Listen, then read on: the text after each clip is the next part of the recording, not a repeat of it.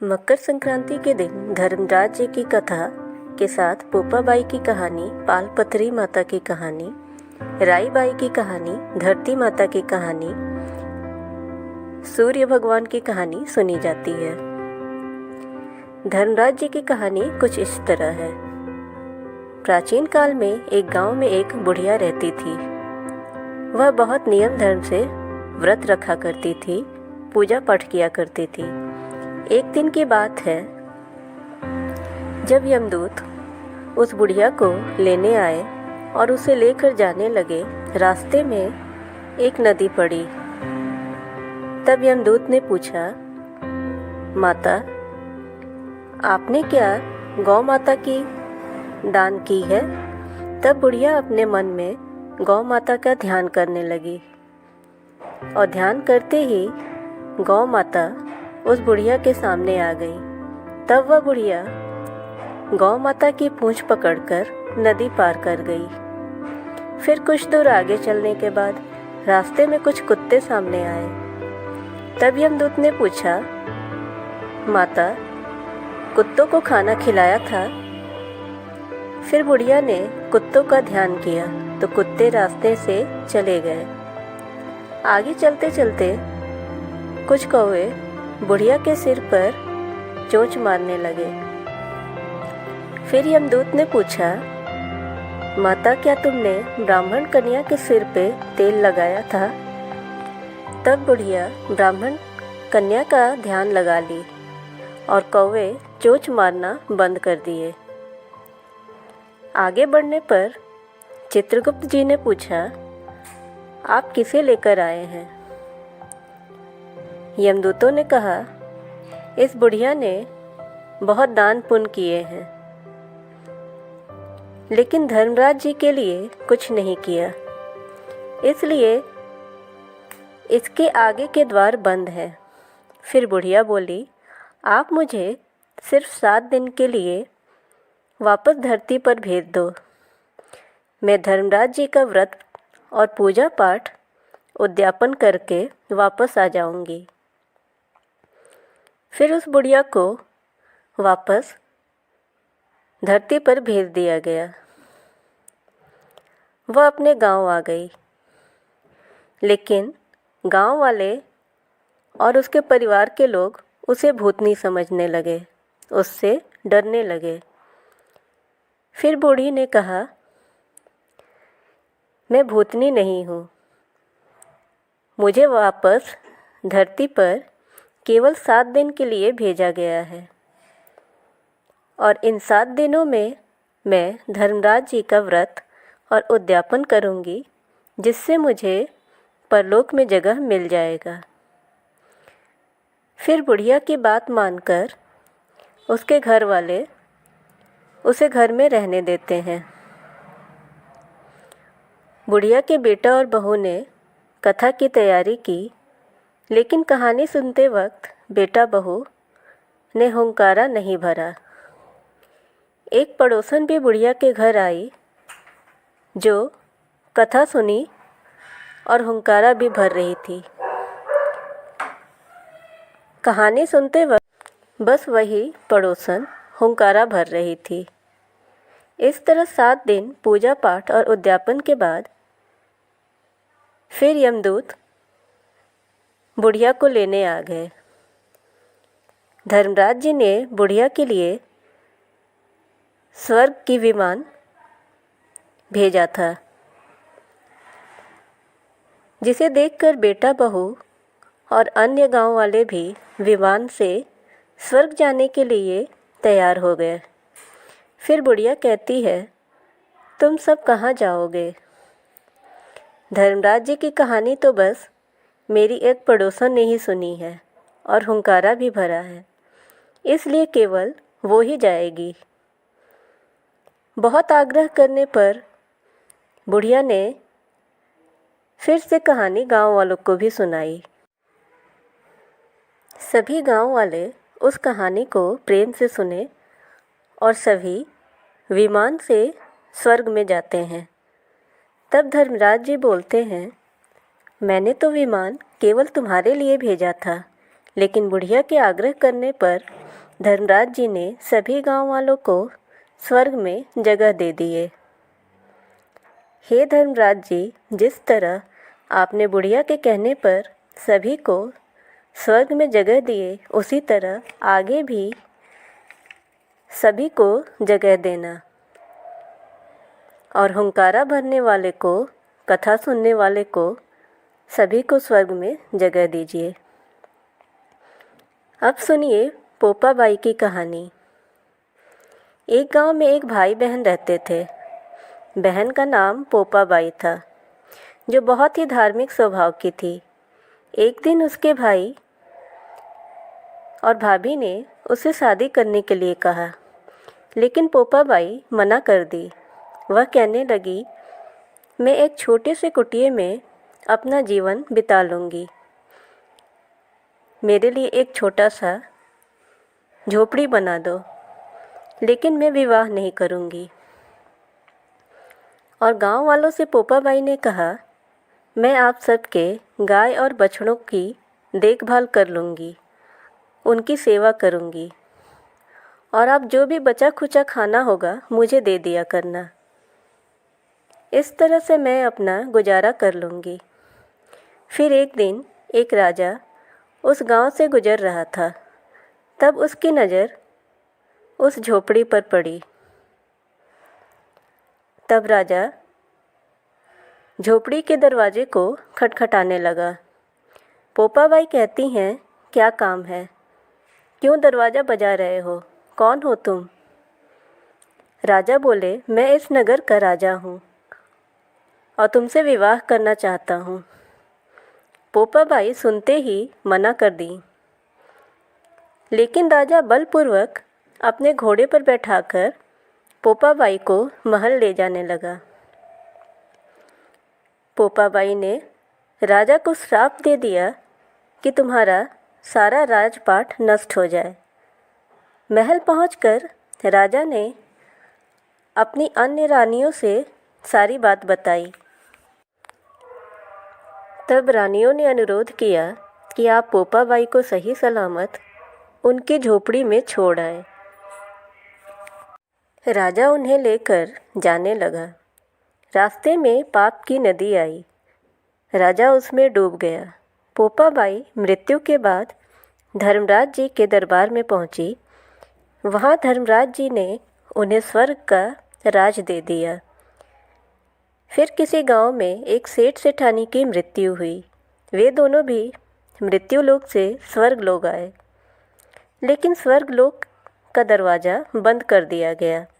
तब सेठ सेठानी ने धर्मराज जी से स्वर्ग का द्वार खोलने के लिए अनुरोध किया। धर्मराज जी कहने लगे, यहाँ तो पोपा बाई का राज है। वो कहने लगे, हम पोपा बाई को नहीं जानते। धर्मराज जी ने कहा, तुम दोनों को धरती लोक पर मैं वापस 7 दिन के लिए भेजता हूँ।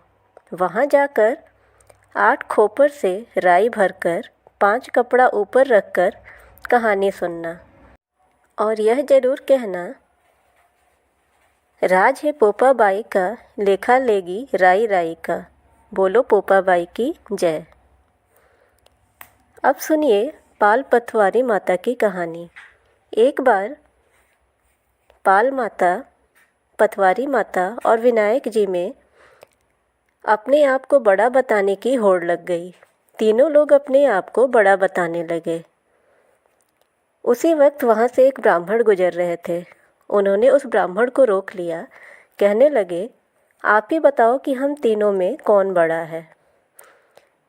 फिर वह ब्राह्मण सोचने लगे कि अब मैं इन्हें बड़ा बताऊं। वह किसी तरह भी यह कह के निकल गए कि मुझे कुछ ज़रूरी काम है, मैं उसे निपटा के आता हूँ। फिर वह ब्राह्मण अपने घर जाकर सारी बातें अपनी माँ को बताते हैं। माँ ने अपने बेटे को समझाते हुए कहा, बेटा तुम किसी को भी छोटा मत बताना। फिर वह ब्राह्मण वहाँ जाता है और कहता है, पाल माता आप तो सर्वश्रेष्ठ हो, आप सबसे महान हो। सभी लोग आते हैं, स्नान दान करते हैं और जाते समय आपको पैर की ठोकर देकर चले जाते हैं, लेकिन आप कभी किसी पर नाराज़ नहीं होती। फिर पटवारी माता से कहने लगे, आप भी बहुत बड़ी हो माता, कोई कितनी भी तीर्थ कर ले लेकिन आपकी पूजा किए बिना उसका कार्य पूरा नहीं होता। फिर वह ब्राह्मण विनायक जी से कहते हैं, हे प्रभु, आप सर्वश्रेष्ठ हो, आप पूजनीय हो, सर्वप्रथम आपकी ही पूजा की जाती है। आपका ध्यान किए बिना कोई भी काम सिद्ध नहीं होता। उस ब्राह्मण की बात सुनकर तीनों लोग प्रसन्न हो गए। कहने लगे, तुमने तो अपनी बुद्धि विवेक से हम तीनों को ही बड़ा बना दिया। ऐसा कहकर उन्होंने उस ब्राह्मण को कुछ जौ के दाने दिए। फिर वह ब्राह्मण उस जौ को एक गमछे में लपेटकर अपने घर में ले जाकर रख दिए। ब्राह्मण की माँ जब गमछा समेटने लगी तब उसमें से सोने के जौ गिरने लगे। माँ हैरान हो गई।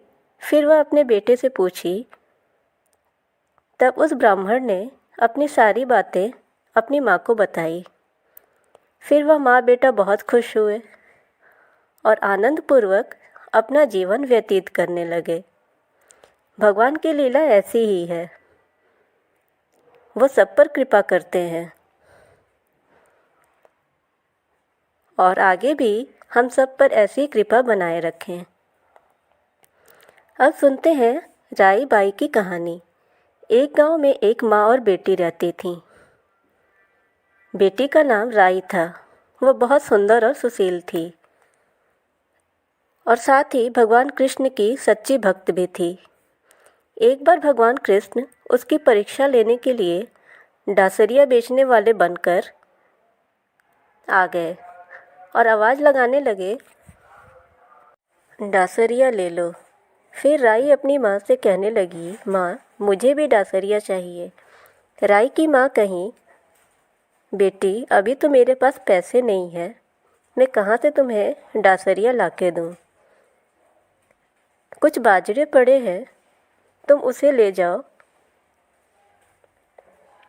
फिर राई उस बाजरे को लेके जाती है।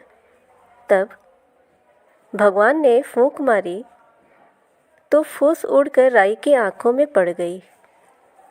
राई जोर से रोने लगी और भगवान वहाँ से गायब हो गए। थोड़ी देर बाद भगवान अपना वेश बदलकर एक वैद्य का वेश धारण कर वहाँ आए। राई की माँ उस वैद्य को देखते ही उनके पास राई को लेकर गई और उनसे कही कि मेरी बेटी की आँख में फूस चला गया है, आप उसे निकाल दो। वैद्य बोले, मैं फूस तो निकाल दूंगा, लेकिन तुम्हें अपनी बेटी का विवाह मेरे साथ करना पड़ेगा। राई की माँ तैयार हो गई। फिर कार्तिक शुक्ल के 11 के दिन विवाह निश्चित हो गया।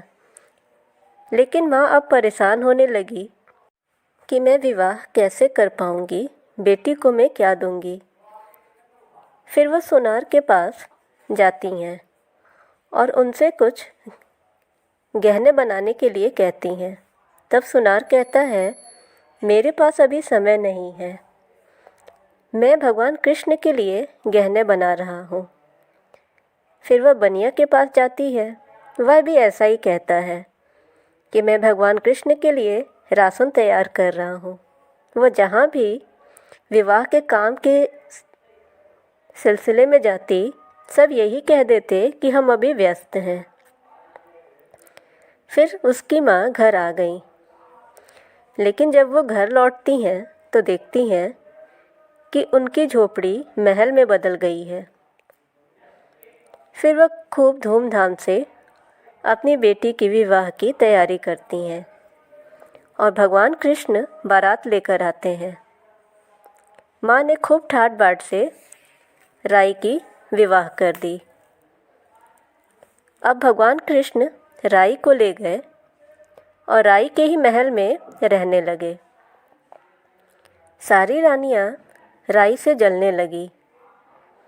सावन में जब राई पीहड़ गई, तब भगवान ने सोचा राई को तीज भेजूं। फिर उन्होंने 7 जरी के वेश और 5 जरी के गट्टे रख दिए और हंसों को देकर भेज दिया। कहा, सीधे राई के ही घर जाना। लेकिन जब राधा को पता चला कि उन्होंने हंसों को तीज देकर भेजा है, तो वह उन हंसों को बीच में ही रोक लेती हैं और हंसों से कहीं कि तुम थोड़े मोती चुग लो।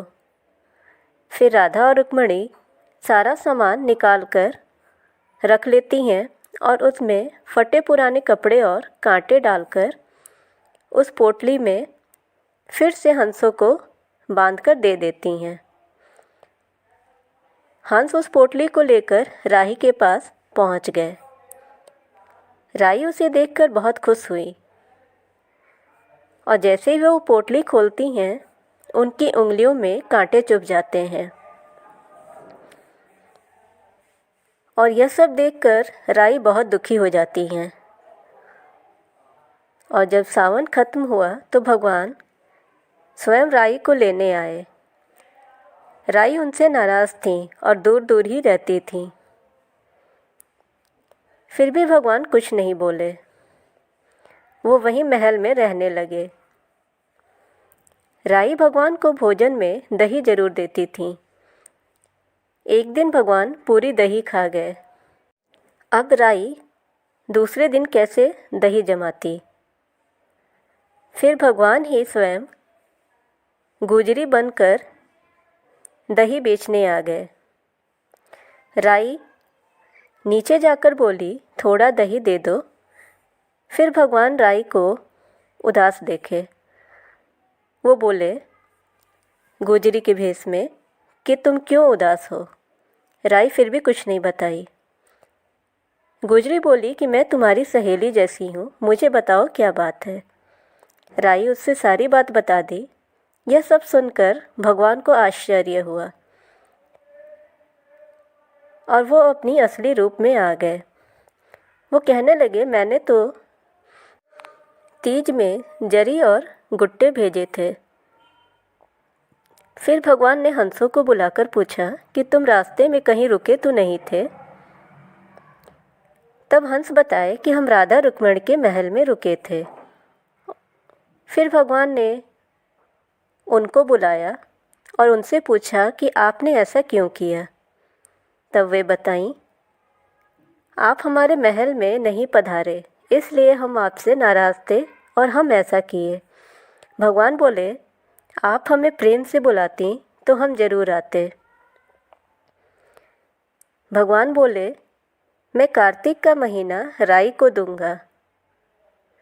5 दिन राधा रुक्मिणी को और 11 सत्यभामा को दूंगा।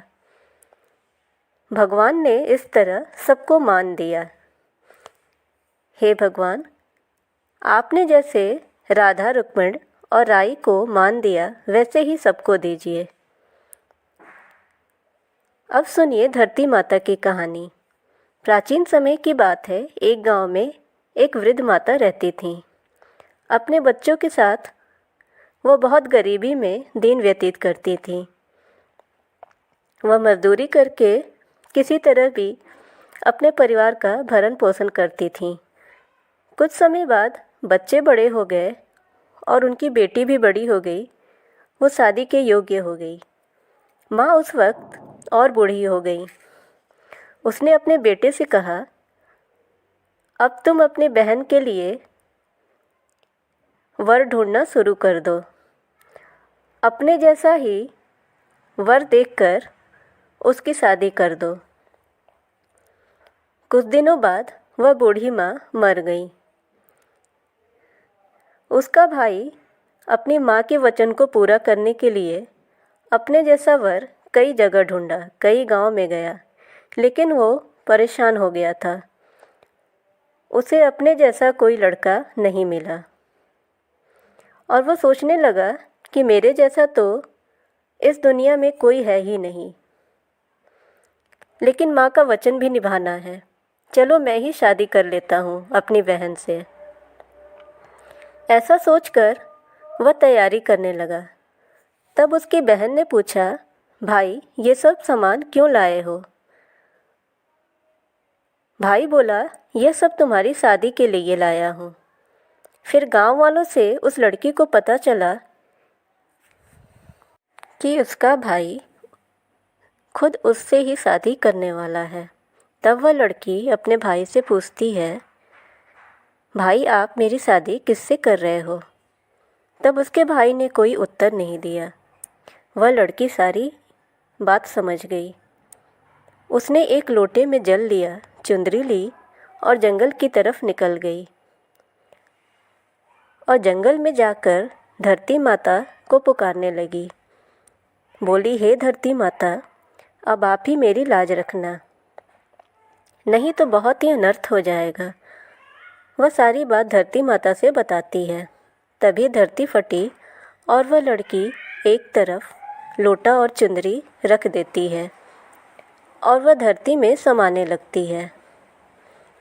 तभी उसका भाई दौड़ते दौड़ते उसे ढूंढते हुए जंगल की तरफ आता है और वह देखा कि उसकी बहन धरती में समा रही है। वह उसकी तरफ दौड़ता है, तब तक उसकी बहन धरती में समा चुकी रहती है। बस उसके बाल ही दिखते हैं। उसका भाई उसके बालों को पकड़कर रोने लगा। कहा, बहन तू सत्य के लिए धरती की गोद में चली गई, धरती में समा गई। मेरी बुद्धि भ्रष्ट हो गई थी। माँ का वचन निभाने के लिए मुझे मेरे जैसा कोई वर नहीं मिला, इसलिए मेरे मन में ऐसा विचार आया। ऐसा कहकर भाई ज़ोर ज़ोर से रोने लगा। फिर धरती माँ ने सत्य के लिए बेटी को अपने आप में समा लिया। लड़की के जो बाल बाहर रह गए थे वो दूब बन गए।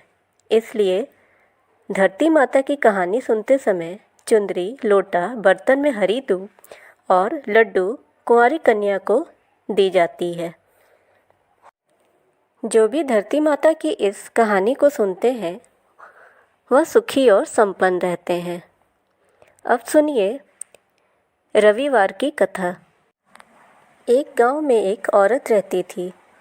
वह हर रविवार सुबह उठकर स्नानादि से निवृत्त होकर अपने घर को स्वच्छ रख करके अपने आंगन को गाय के गोबर से जरूर लिपती थी। वह सूर्य भगवान की पूजा करती थी। रविवार का व्रत कथा सुनकर सूर्य भगवान को भोग लगाकर उसके बाद दिन में एक बार भोजन किया करती थी। सूर्य भगवान की कृपा से औरत को कोई कष्ट नहीं था। धीरे धीरे उसका घर धन्य धान्य से भरने लगा। यह देखकर उसकी पड़ोसन उससे जलने लगी और वह अपनी पड़ोसन के आंगन से जब गोबर लेने जाती थी तो उस पड़ोसन को और जलन होती थी। एक दिन उसकी पड़ोसन ने अपनी गाय को आंगन में ना बांधकर कहीं और बांध दिया ताकि उसे रविवार के दिन गोबर न मिल पाए। और रविवार को गोबर न मिलने से वह औरत अपना आंगन नहीं लीप पाई और ना ही वो सूर्य भगवान को भोग लगाई। बिना भोग लगाए वो खाती नहीं थी और पूरे दिन वह बिना खाए ही रह गई। रात को भूखी प्यासी सो गई। सुबह जब उसकी आंखें खुली तब वह अपने आंगन में एक सुंदर गाय देखकर चौंक गई। वह चारा और घास लाकर गाय को खिलाती है और पड़ोसन उस औरत के आंगन में गाय देखकर आश्चर्यचकित हो गई और उसकी जलन और बढ़ गई। तभी गाय ने सोने का गोबर कर दिया। यह देखकर तो पड़ोसन की आंखें फटी रह गई। वह चुपचाप गाय के पास किसी को ना पाकर जाती है और गोबर उठाकर अपने घर लेकर आ गई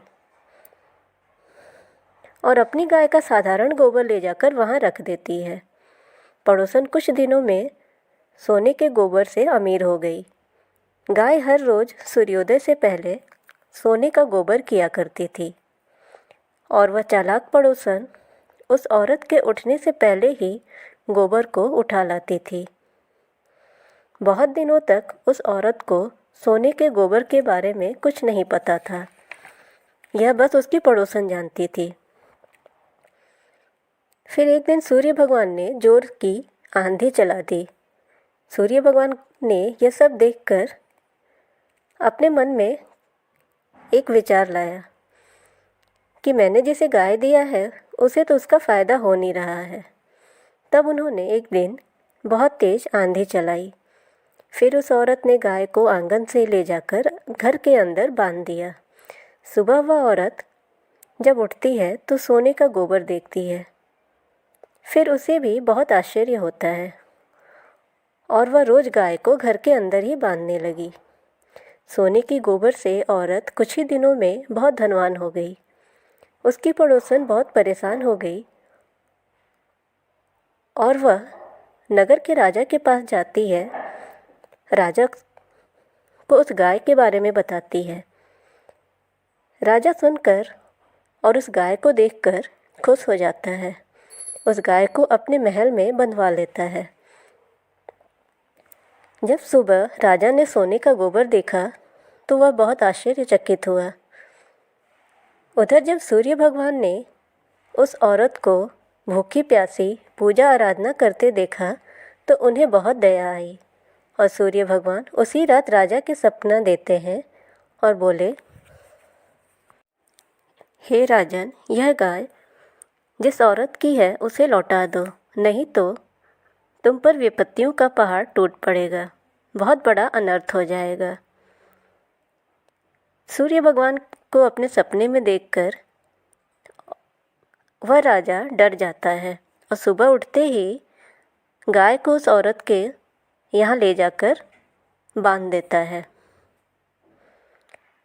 जिस तरह सूर्य भगवान ने उस औरत पर कृपा की उसी तरह हम सब पर कृपा बनाए रखें।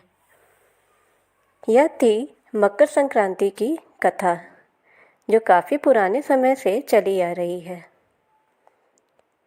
फ्रेंड्स, चैनल को ज़रूर सब्सक्राइब करें, नोटिफिकेशन बेल दबाएं ताकि हमारी हर वीडियोस आप तक पहुंच पाए।